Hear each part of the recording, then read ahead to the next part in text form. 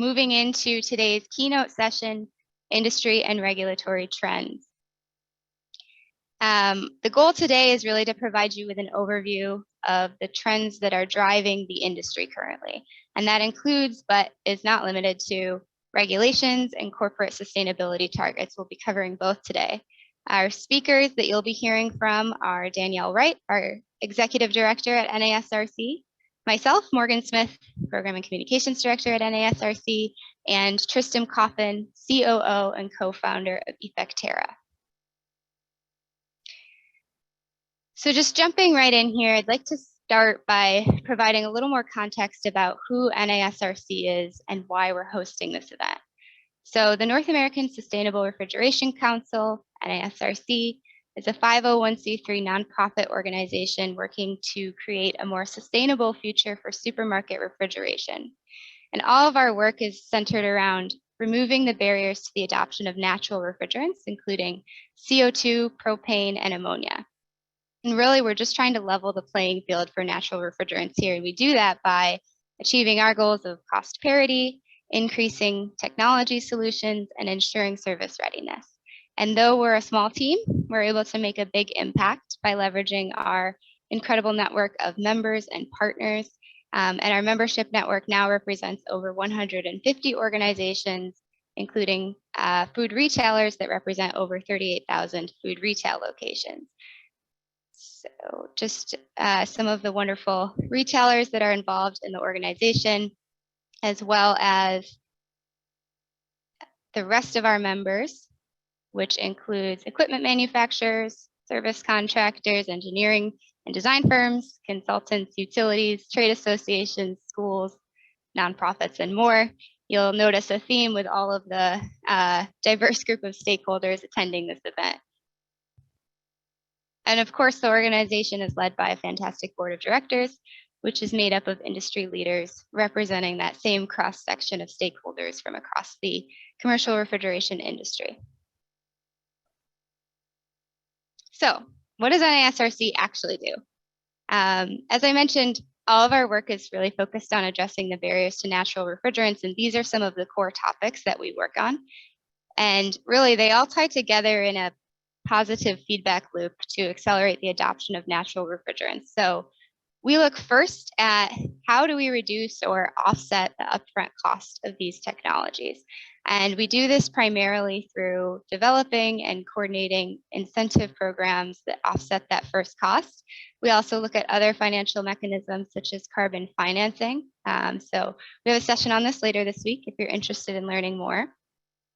The second area that we focus is on increasing technology availability and filling technology gaps in the US. And some of the strategies that we use here are coordinating performance and validation studies to better understand the energy performance and operational costs of these systems and equipment. We also look at supporting the updates of codes and standards to make sure that all of the new technologies are approved for use and available. The third area of focus that we work on is workforce development or service readiness. And this is quickly becoming our biggest focus area because it's become so apparent that we don't have the workforce that's needed to support the transition in the industry right now. And we'll talk a lot about this week. Danielle will talk about this more in a bit. But we do this work primarily by coordinating the development of new training resources, as well as coordinating training events. But recently, we also expanded our focus to look at recruitment and retention to ensure that we have enough technicians in the future. And then finally, we also do work that basically primes the market for the adoption of natural. So what I mean by this is, we work closely with policymakers to inform effective policies that support the industry's transition to natural refrigerants. We also develop case studies and best practices and facilitate knowledge sharing across the industry. So again, all of these activities are related, and together they can help advance natural refrigerants in the US market. So just to take a step back and make sure we're all on the same page about why all of this matters, I just want to do a quick overview of HFCs and why they're a problem. So hydrofluorocarbons, or HFCs, are synthetic refrigerants that are commonly used in refrigeration and air conditioning. And many of you are aware they gained popularity as a replacement for the previous class of refrigerants, which were ozone depleting substances.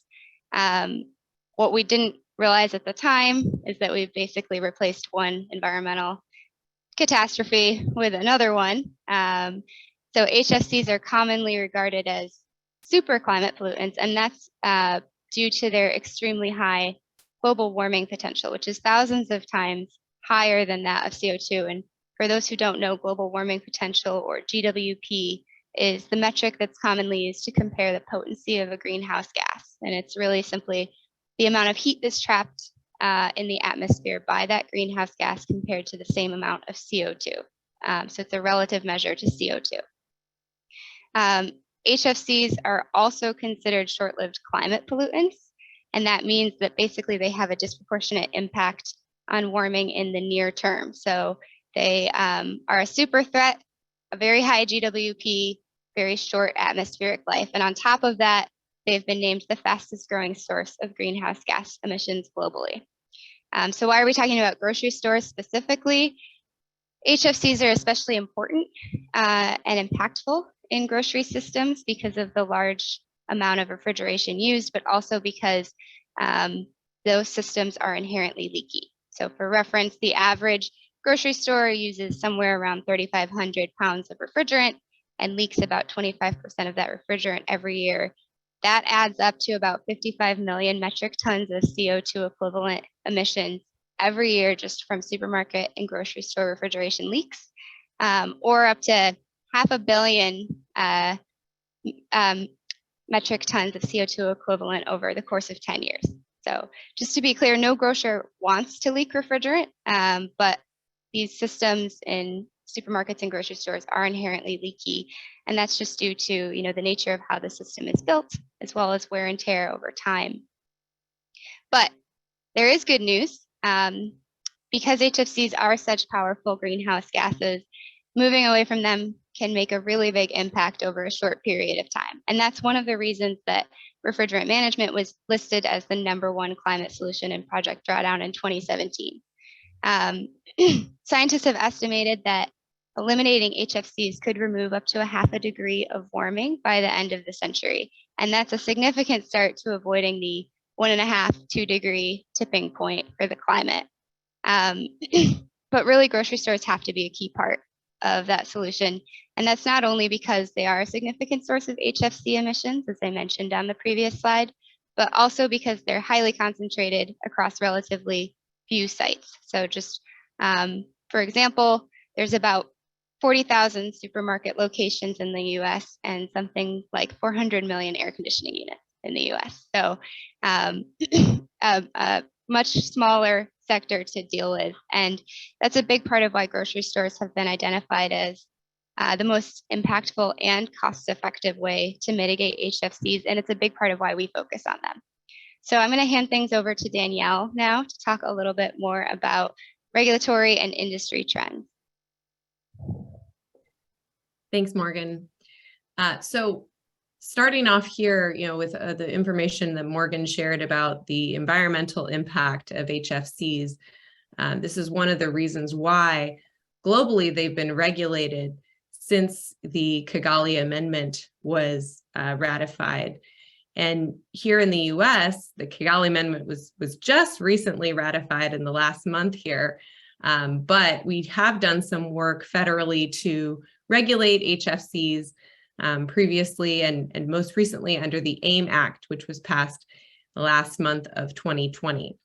So this is a federal regulation that gives the EPA authority under 3 main sectors, and we will have a session that goes deeper into this on Friday, state and federal HFC regulations if you want to get more details. But just to give you a high-level overview, a lot of folks think about the AIM Act as under this first sector, which is the HFC phase down, which will phase down HFC production and consumption by 85% by 2036.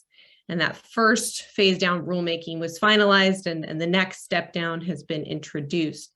When we think about some of the potential impacts that this will have on the industry, beyond even just supermarket refrigerants, is refrigerant shortages and price increases due to the fact that these refrigerants will be in more limited quantities as the phase down progresses. But there are two other ways or two other sections in the AIM Act that will have impacts on supermarket refrigerants.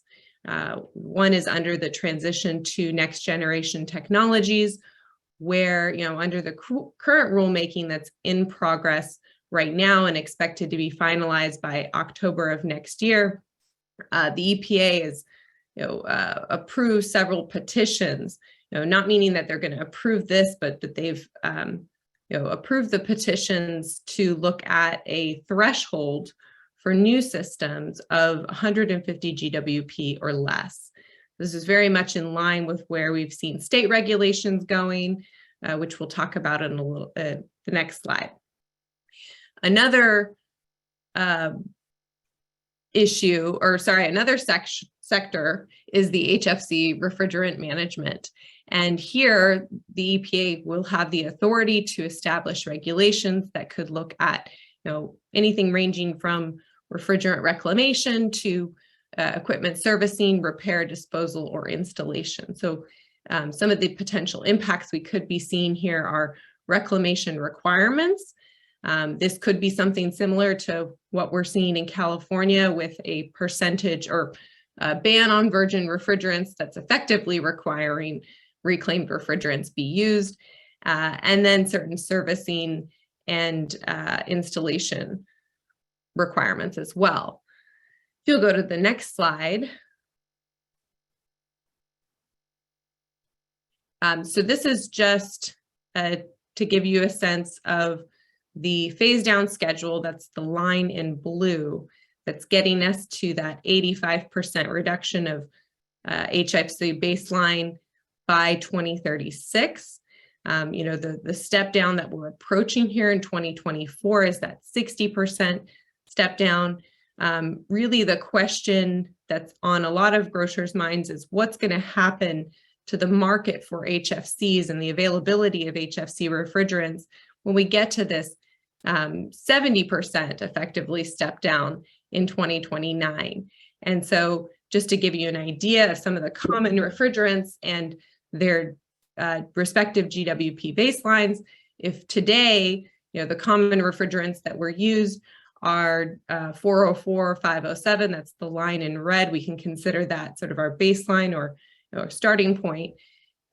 Some of the refrigerants that are being transitioned to today, 448, 449, get us down to just under that 60% line or 40% of the baseline allowed.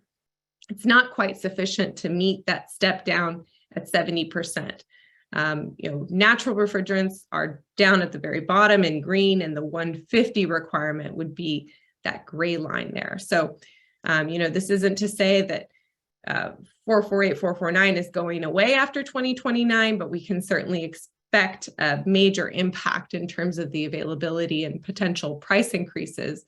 If it's anything like we've seen in Europe, prices of HFCs increased up to 900% following a similar step down.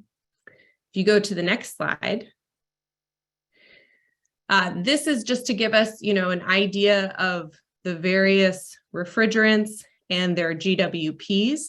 If we compare 404, 507, which has a GWP around 4,000, these are considered the high GWP HFCs. The 448, 449 is in this medium range, a HFO blend. We get down to the very lower HFC blends, 513A, and then the natural refrigerants down at the very bottom there. Something that's coming up in conversation as we look at state regulations is whether to measure the global warming potential or GWP at a 20 or 100-year GWP. And so you can see in blue, this is the GWP values if we look at it on a 100-year basis. If we look at it at a 20-year basis, the impact that the global warming potential impact it has over 20 years, it's actually significantly higher. So when we go to the next slide and we see an overview of the different regulatory trends at a state level, we can see that some states like New York are starting to question whether it's more appropriate to look at the GWP over the 20-year value versus the 100-year value. So the states, New York, Washington, will hear more about the regulations that are being developed there in our session later this week. California has really led the way here with the not only a GWP threshold for new systems, but also a target for existing systems. And most recently, under SB 1206, a virgin refrigerant ban that will step down over the course of the next 15 years. So like I said, we'll do a deeper dive on state and federal regulations in our session later this week. If you go to the next slide, we want to talk a little bit about some of the trends that we're seeing. And this is really, primarily coming from a reaction to the regulations, but also some trends that we're seeing overall on corporate sustainability goals, which Tristam is going to talk about in a few minutes. But the number one trend that we're seeing is around the use of naturals in new systems. We're seeing an increase in the number of new systems that are being built using natural refrigerants, predominantly CO2 transcritical systems. A lot of national chains have made commitments to building new stores using CO2 and are testing other refrigerant architectures. We'll talk more about those system architectures. We'll hear from some of the retailers with experiences. If you look at the top 10 largest chains, national chains in the US, 8 out of the 10 have made commitments or are exploring the use of CO2 transcritical in new stores. As a result, we're also seeing the incremental cost or the cost premium of CO2 transcritical decrease. Depending on how the system is built, this can be anywhere from 0% incremental cost, and in some cases it's been demonstrated to be cheaper, depending on how you build the system. And maybe what's more typical is the 10 to 25% cost premium compared to HFC or HFO blend baseline store. So some of the challenges that we're seeing here, there's additionally a cost premium for the most efficient design components. So as we look to bring not only cost parity with the first cost of the system, but also on the energy performance side, which is very important. Huge amount of energy used by these refrigeration systems. And so with energy prices increasing, this is a major focus for any grocery store.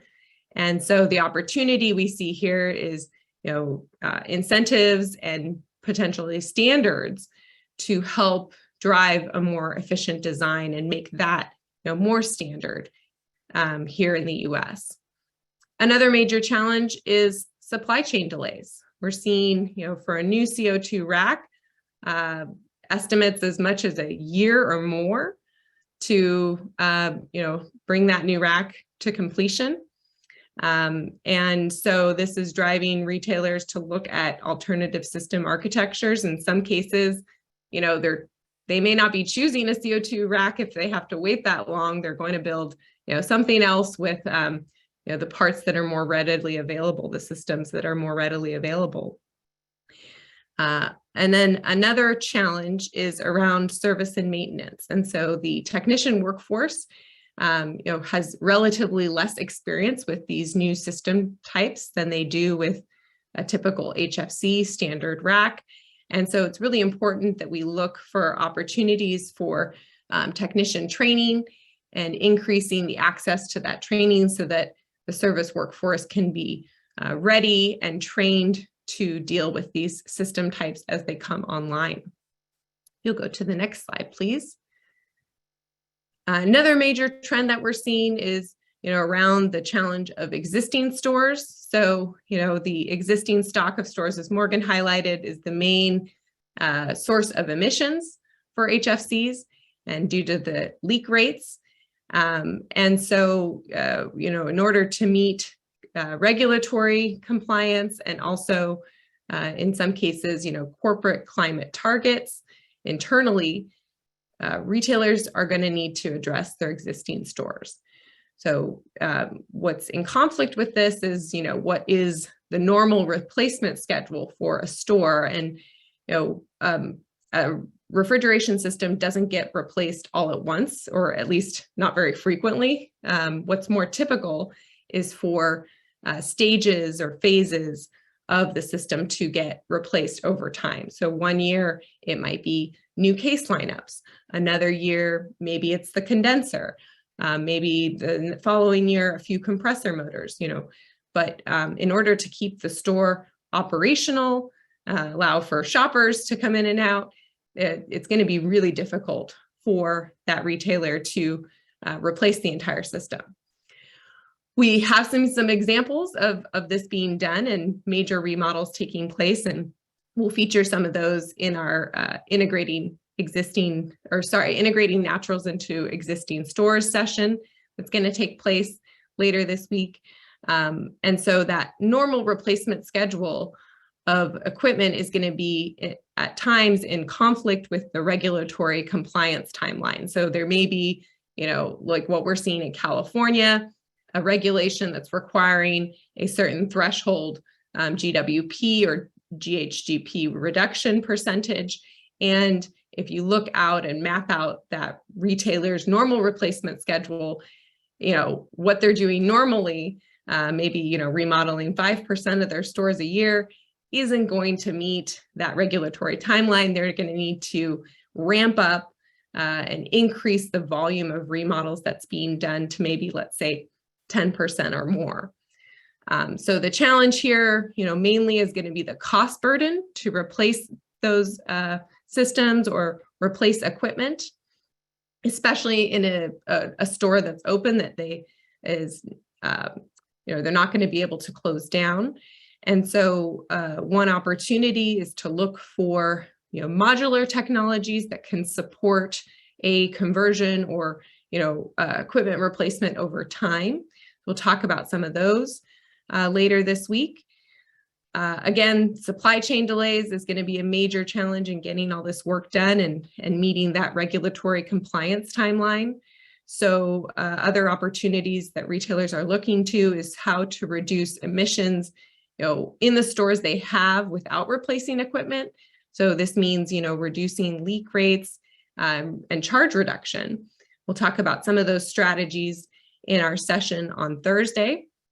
And then finally, again, technician labor to complete these remodels. And so there's a big opportunity, and this is something NASRC is very focused on for the next year. Technician recruiting and training is going to be very important. And then the next slide is really just highlighting this trend, which is the growing technician gap. So if we look at over time, the estimated number of technicians retiring out, and this is data from the US Department of Labor or Bureau of Labor, and then the anticipated growth of the industry, or in other words, the green section is the number of jobs that are open and available. You can see that the gap is growing significantly over time. So this combination of the workforce retiring out and insufficient technicians entering the HVAC&R trade. So the big question is, who's going to do all this work between new store construction, remodels that need to happen in order to meet compliance? For us at NASRC, this has become the foundational issue. If we don't address this issue, we will not meet our targets, and retailers will have a really hard time meeting compliance targets without the support of this very important workforce. And so finally, I want to hand things over to Tristam Coffin to talk about another industry trend that's driving all of this change, which is around corporate sustainability and emerging trends around climate targets. Well, while I'm pulling my screen up, thank you to the NASRC team for allowing me to be here and kick off a fantastic week of sessions. I'm really looking forward to the summit, and it's wonderful to see so many people joining the conversation. I think we're just shy of about 200 on the line this morning. So thank you so much again for allowing me to be here. So yeah, Danielle and Morgan really teed up the conversation quite well in terms of the industry trends from regulation through to what the retail supermarket space is looking like in terms of equipment supply, et cetera. And one of the other elements that we'd be remiss if we didn't talk about is corporate sustainability trends and getting out ahead of regulation and addressing the climate crisis as it exists today. And this is not unique to a specific part of any one industry, and certainly the supermarket space is not alone in starting to tackle corporate sustainability targets aligned with the climate sciences that exist out there. So to frame that piece of the conversation, want to show a little bit about where we are today and where we're headed, and the important element that refrigerants in particular are playing, though not necessarily talked about as often as they should be. And we'll talk a little bit more in more detail about why refrigerants really need to be given more focus than they've been given as of late. That being said, if you look at this graph, and some of you may have seen this before, we have a very significant gap between now and 2030. So this decade has been deemed the decade of action, in large part because we need to start to attack the climate issue. And the latest science is saying that we need to keep consistent with 1.5 degrees of warming globally. Today, we're nowhere close to that target. We're in 2021, we're at about 1.2 degrees Celsius of warming already. And with the most optimistic trends heading out to the end of the century, we're at about 1.8 degrees. And between now and 2030, you can see that significant gap there highlighted. We have a lot of work to do, and refrigerants are an incredible component of the work that needs to be done. Put it in a little bit further context, you can see here, as I mentioned before, we're at about 1.2 degrees Celsius warming already as of 2021, with the climate commitments that have been set in place by both international and national organizations, as well as the countries themselves. So those that have set countrywide targets, as well as the corporates and others that have set their own targets. With the optimistic scenario, we're looking at about 1.8 degrees of warming. So there's still a lot more work to be done. And with policies and actions alone, so those that both Danielle and Morgan were just alluding to, we would be at about 2.7 degrees Celsius. So we have a gap to fill, is the message that needs to be understood and needs to be sent far and wide. So how do we start to address that? Well, first and foremost, I think educating and agreeing on the terminology that is being utilized and starting to define and agree to what those definitions look like as we begin to address the challenges that lie ahead. We need to look at what neutral, negative, and net zero really mean. Carbon negative, being at the top, highlighted in green here, is really the most important target that we set. Its impact is positive, and it's actively bettering the climate. In other words, we're actually reducing the amount of greenhouse gases that we're putting into the atmosphere and actually removing greenhouse gases, namely carbon, from the atmosphere in order to reduce the amount of warming that's happening. Net zero impact is neutral, but it's a very, very progressive approach. A lot of companies, corporates, nations, et cetera, are beginning to set net zero goals. This includes all GHGs, and offsets are normally considered a last resort. Some of the other terminology that's being used out there, not in green, instead in both blue here or black, as well as red, large part because these are really definitions that should be known, but in most cases avoided, in large part because carbon negative and net zero are the targets that we should be setting. So carbon neutral, it's really carbon only, and it's balanced. It's not worse nor better. It's also not addressing things like refrigerants, given it is focused on carbon and carbon alone. Zero emissions suggests zero ongoing emissions. It's ignoring embedded emissions that already exist out there.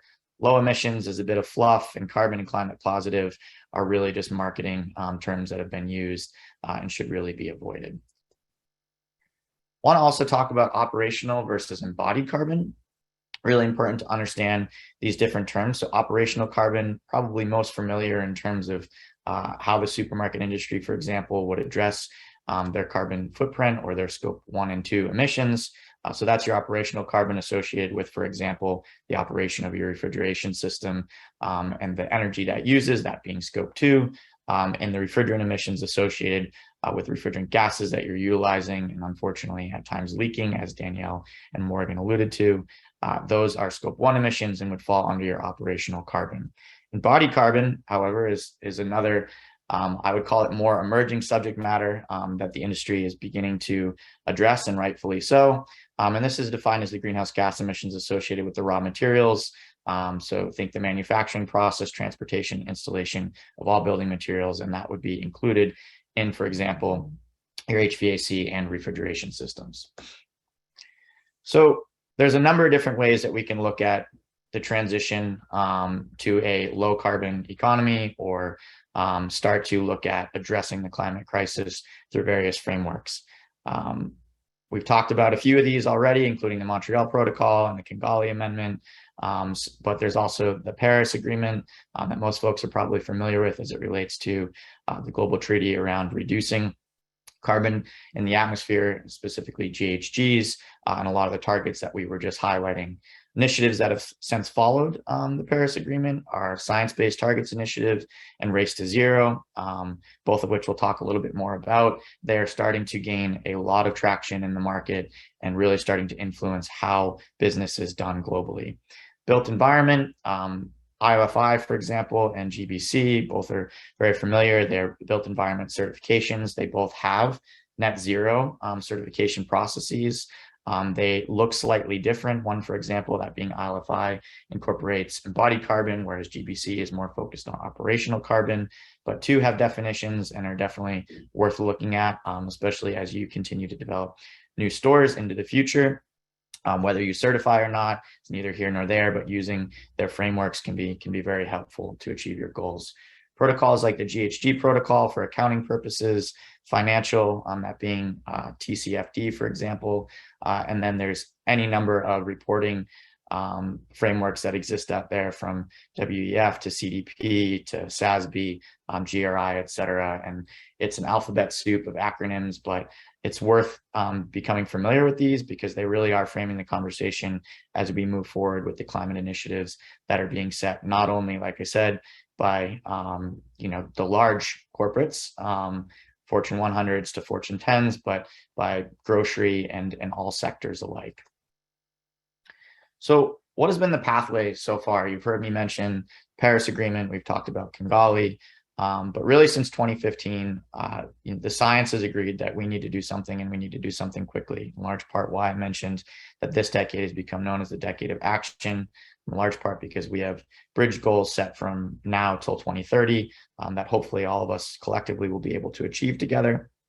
But in 2015 was when we agreed that we needed to at least keep global warming to below 2 degrees Celsius. We've since agreed as of 2018 that number really needed to be 1.5 degrees Celsius. In 2015, SBTI was launched, which has become a framework to address particularly climate actions at the corporate level. Morgan addressed Project Drawdown, which was a fantastic research project that continues to be published and evolves over time, namely calling out refrigerants as one of the greatest actions that can be taken to address climate change and global warming. And again, that has continued to evolve. Alluded to the AIM Act, which was passed in 2020, which finally put the US on track with the Kigali Amendment, which then therefore allowed us to ratify the Kigali Amendment here in 2022. 2021, we had a little bit of a blip from 2015 to 2021, or in between, I should say, where the US decided to step back from the Paris Agreement. Thankfully, we rejoined and they're beginning to align the US climate initiative with the rest of the globe, including setting up a cabinet that now is focused on the climate within the US administration. I think 2022 has been the year of probably most excitement at the federal level in terms of not only corporate setting significant goals that we'll talk a little bit more about here in just a moment, but also federal action, including the SEC rules to enhance a standardized climate-related disclosures. So that rulemaking is still in progress.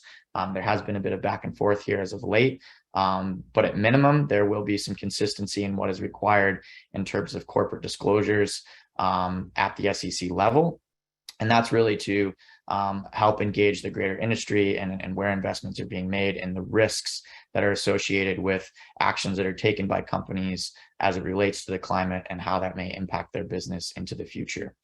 The Inflation Reduction Act, otherwise known as IRA, also being referred to as the Climate Bill, is really the greatest action ever taken by the United States government on climate in particular.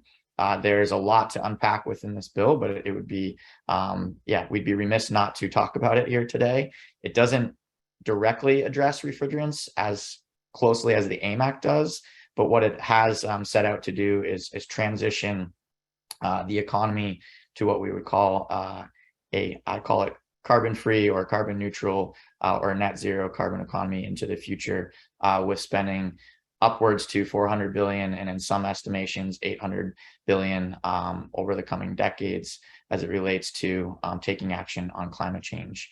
And then, as we mentioned before, probably most exciting as it relates to refrigerants is the U.S. recently ratified the Kigali Amendment in a overwhelming bipartisan vote, which is fantastic to see. However, we'd also have to mention that Kigali is not going to get us all the way. So more action needs to be taken. And that's why I'm excited about the conversations that are going to be happening this week. Mention both race to zero and science-based targets. The overwhelming trend right now is that GHG reduction targets are now expected. This is no longer a nice to have. This is, if you are doing business really anywhere in the world, especially on the public scene, you should, if you do not already, have a GHG emissions target, reduction target, that is. So, and that's not only true for corporates, that's true for most countries.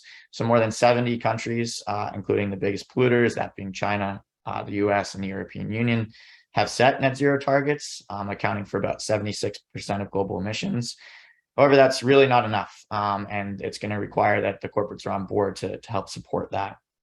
The exciting news is once Race to Zero was launched by it's a partnership with the UN, already there's just over 8,000 companies, 52 sub-national regions, just under 1,200 cities, about 1,000 educational, and then close to 600 financial, 64 healthcare institutions, and 29 other organizations that have signed up for Race to Zero, which means that they've committed to having their emissions by 2030 and meeting net zero carbon emissions by 2050.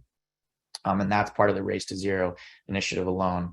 As it relates to the science-based targets, there's just shy of 4,000 companies that have now committed to take action, with about 2,000 of them setting science-based targets, aligning with 1.5 degrees Celsius.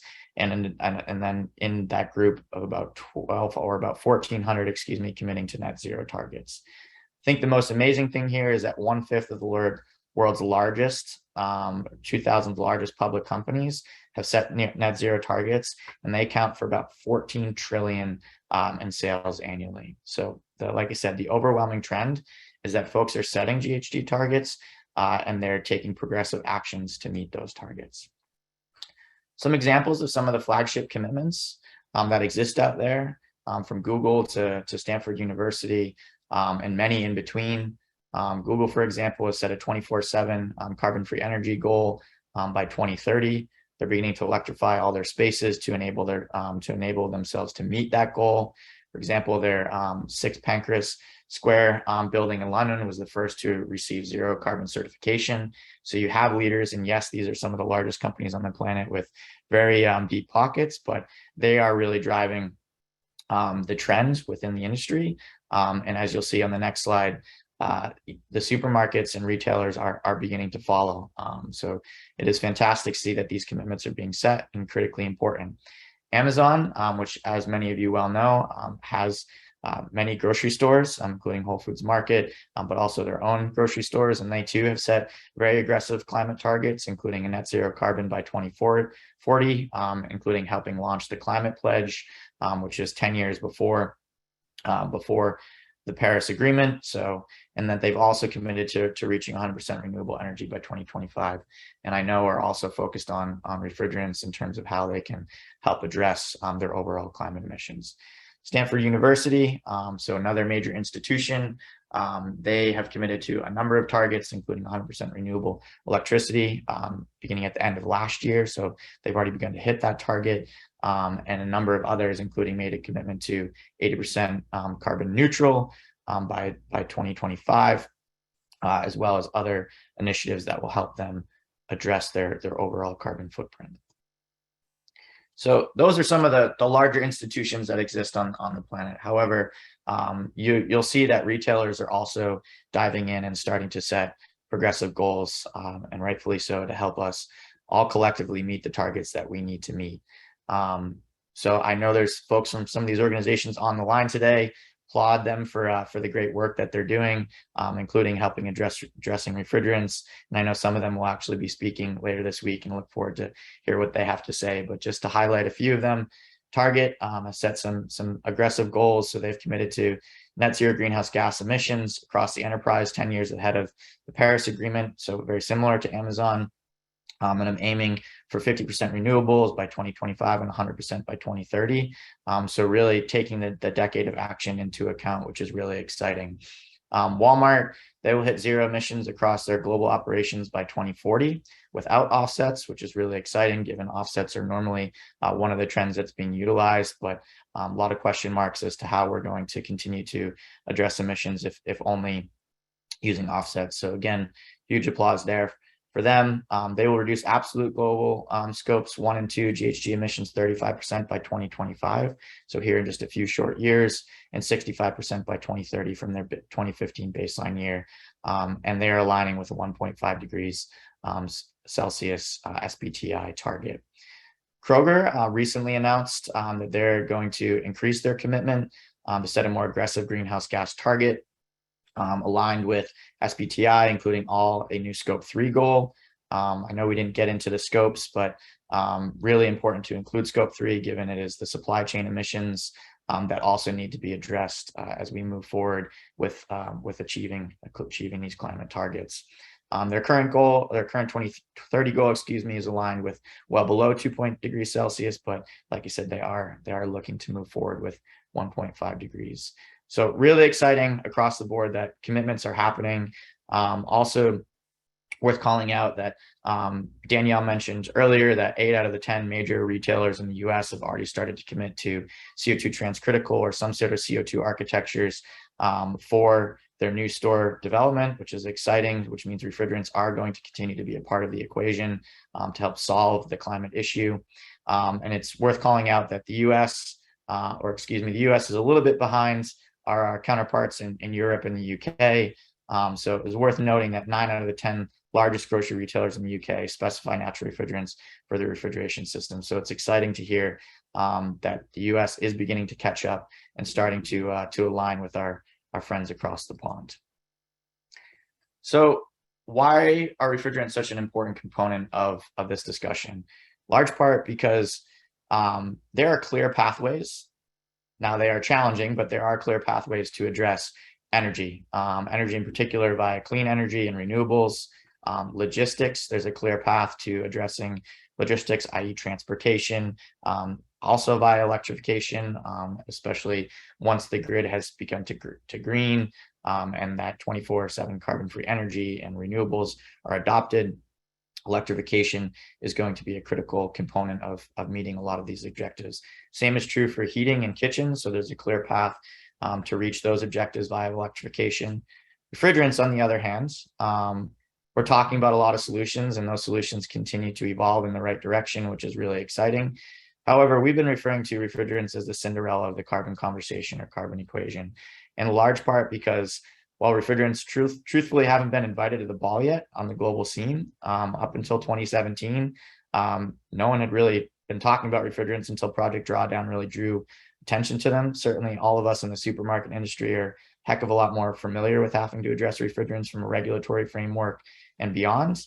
But we really need to be talking about refrigerants at a global scale, and we need to be addressing refrigerants at a global scale in order to hit the objectives that we need to hit. And as I mentioned before, Kigali is not going to be enough. We need to get out ahead of Kigali, and we really need to be transitioning to namely natural refrigerants, which is why I'm excited to be participating in the summit this week and future conversations into the future.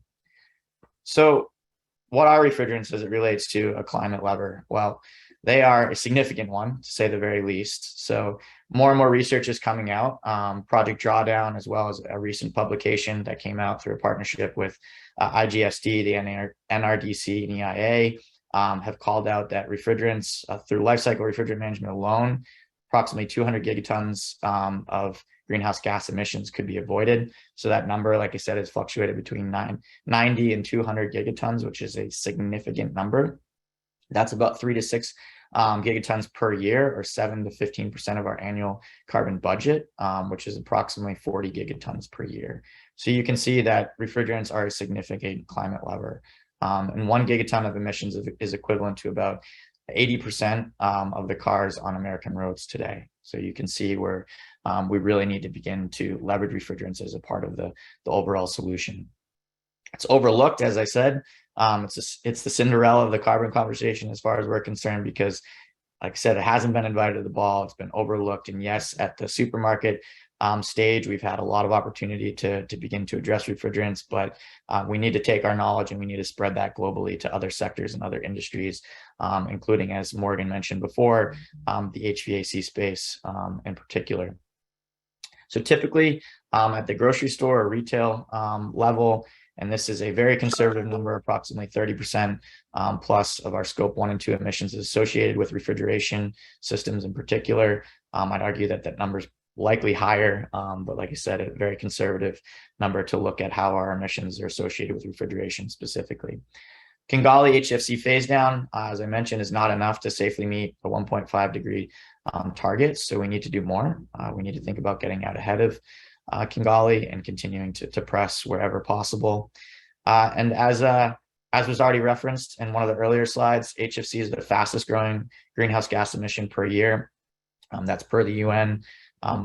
And these GHG emissions are only going to continue to grow for a number of reasons. And I know we're talking specifically about refrigeration, but it's important to call out that 1 billion people are already lacking access to cooling to stay safe in the world, which means that as the globe continues to warm and we continue to contend with the climate crisis, more and more cooling is going to be necessary. So how we decide to employ that cooling is critically important.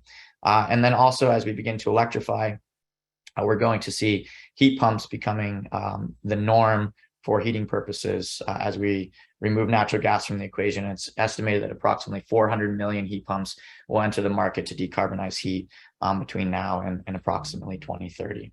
So we have our work cut out for us, but the good news is we do have solutions, and a lot of those are going to be talked about this week. And I think the supermarket industry really does have a unique opportunity to lead in this regard. It's already been leading as it relates to the transition to natural system architectures and low GWP solutions, but we need to keep going. So just in summary, HFCs and HFOs are going to continue to face stricter regulation. I think we've already seen that both at the federal, national, international, and state level. We're seeing a natural refrigerant revival. We're calling it a revival because, remember, natural refrigerants were the original refrigerants. We're now just employing them in a smarter way. And I would argue that we need to continue to do that. So here to the NASRC for helping continue to promote that path forward. Retailers are setting ambitious climate goals. So applaud all of you who are on the line that have already set goals and are working to achieve them. HFC refrigerants, as we mentioned, represent triple threat. So we really do have an opportunity to put these to bed and move forward. And I think the most exciting thing is you're going to hear from a number of folks this week is we already have viable solutions. So let's keep pressing forward with deploying those viable solutions, carrying the conversation and sharing best practices so that we can all hit these climate objectives together. And with that, I will thank you one more time and I think open it up for questions. Thank you so much, Tristam. And I think we're gonna, Usama, if you can go ahead and pull Tristam's slides down, we'll move into the Q&A. Just as a reminder for everybody, please enter your questions into the Q&A box, not the chat box, and we'll make sure we get to them. So first question is for you, Tristam. A recommendation about how smaller companies, and smaller meaning smaller than Walmart, Kroger, Target size companies can go about setting meaningful and attainable climate goals and actions. Yeah, it's a really good question. I think you've seen smaller companies out there start to set climate objectives, which is really exciting. And it's really about, size is important, yes, especially when size oftentimes equates to more capital to invest in climate initiatives. But I do think you see the industry moving in a direction whereby incremental changes can be taken and actions can be taken. So we're not saying that you necessarily need to set aggressive goals, especially if you are a smaller organization, but you can start somewhere. And I think beginning the conversation and start to at least beginning to measure where you're at currently. So start to benchmark and benchmark what your overall emissions are today. And most importantly, make sure that you're including refrigerants in that equation. As cliche as it may sound, we can't manage what we don't measure. And I think that's the one challenge that a lot of small organizations oftentimes face into, is that they're having challenges with measuring. But there's a lot of organizations out there on the line today that can help in many different ways. So I would say start the conversation, reach out to your subject matter experts. The NASRC is a great resource, not only for natural refrigerants, but also for kicking off some of those conversations. And if you are a supermarket that is interested in starting to set objectives, start having those conversations today. And you are more than capable, just as capable as I would say the Walmarts and Krogers and Targets and large organizations to begin to sign up to SBTI, for example, or Race to Zero. Will it take some work? Yes, it will, but it is more than possible without breaking the bank. Thanks, Tristam. That's great. Danny, the next question is for you. And the question is about if the state regulations are already enacted or if they are in progress. And I'm going to go ahead and pull up our map here to give some reference. Yeah, so I should have done a better job explaining the map first before going to the call out boxes. So this map is a map of the states that belong to the U.S. Climate Alliance, which is a coalition of states that was formed, gosh, I think it was 2016 or 2017, following when the U.S. pulled out of the Paris Climate Agreement.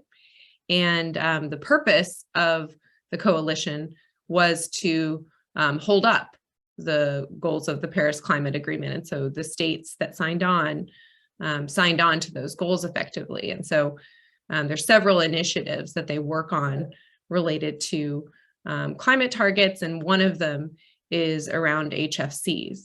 And so a number of the states took action to, I guess the purpose was, in absence of the federal regulation, the idea was that this coalition would come together and uniformly, or try as much as possible to uniformly adopt policies that would uphold those targets. And so when it came to HFCs, the very first thing they looked at was backstopping what was vacated at the time, and I guess is still kind of in limbo a little bit, which is SNAP Rules 20 and 21, which effectively had been initially approved and then due to a legal proceeding put on hold at the time. And so what these two SNAP rules did was essentially ban the use of these high GWP refrigerants, so for supermarkets 404 and 507. So by taking this action and backstopping this vacated SNAP ruling, they were effectively saying that in these states, you cannot use those refrigerants, or those refrigerants are banned. And so what happened was that those policies kind of took place over time, and or to different degrees over time. And so while some states went ahead, like California, and adopted the SNAP provisions, and then went on to adopt additional rulemakings on top of that, including the GWP threshold for new systems and the target for existing systems, and now the virgin refrigerant ban. Other states, that action is still pending, or some states decided not to take action at all. So what we ended up with is kind of a patchwork of states with varying degrees of refrigerant regulations.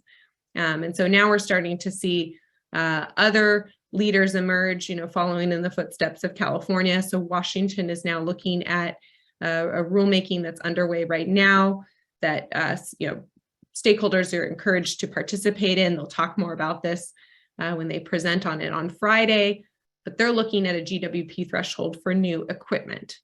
New York is looking at several things, including looking at a 20-year versus 100-year GWP, looking at that for new systems, in addition to a threshold for existing systems, potentially some kind of refrigerant ban or reclamation requirement. Kind of all of that is on the table. And again, will be talked about more on Friday. So those two are in progress. And the only one that's set at this moment is California. And Thanks, Danny. I just add really quickly, I think, the climate science is continuing to evolve in many respects. So as the assessment reports are issued by the IPCC, for example, so New York, as Danny was just alluding to, chose to go use a 20-year GWP value in large part because their climate action plan at the state level was following the latest science that coming out of the AR6 or assessment report 6 from the IPCC. So I think you'll continue to see these regulations change in large part because they are following the frameworks that are being put out by international bodies on climate science in particular. Yeah, that's a great point, Tristam. Thanks for that. And I know we're out of time here. I know if folks have other questions, I'm sure you can reach out to our presenters here. Tristam, I'll just have you share maybe one last note. If you could just leave one takeaway for the folks on the line today, what would that be? One takeaway. Well, continue to be involved in the NASRC first and foremost.